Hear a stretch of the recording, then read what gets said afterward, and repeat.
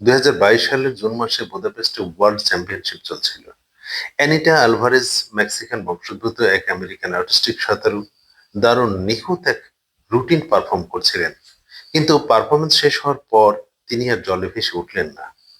তিনি জ্ঞান হারিয়ে ফেলেছিলেন। তার দেহ কয়েক সেকেন্ড ভেসেছিল, তারপর ধীরে ধীরে ডুবে যেতে লাগলো। ধীরে ধীরে একেবারে পুলের তলায়।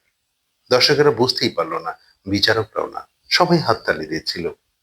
কিন্তু তার কোচ আন্দ্রিয়া ফুয়েন্তেস বুঝতে পেরেছিলেন।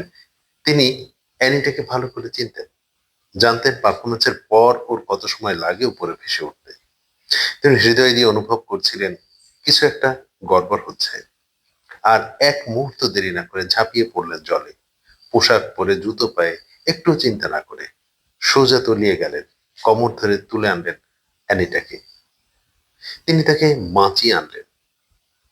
এই ঘটনাটা আমাকে একটা প্রশ্নে আটকে দিয়েছে। তোমার জীবনে কে আছে যে তোমার হাসির আড়ালেও বুঝে ফেলবে তুমি ঠিক নেই? কে ঝাঁপিয়ে পড়বে তোমার জন্য যখন তুমি আর নিজে উঠে আসার শক্তি রাখো না?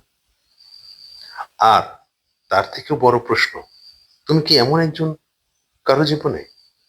তুমি কি যথেষ্ট খেয়াল রাখো তোমার প্রিয়জনদের, যেন বুঝে ফেলতে পারো কখন তারা ভেতরে ভেতরে ভেঙে পড়ছে?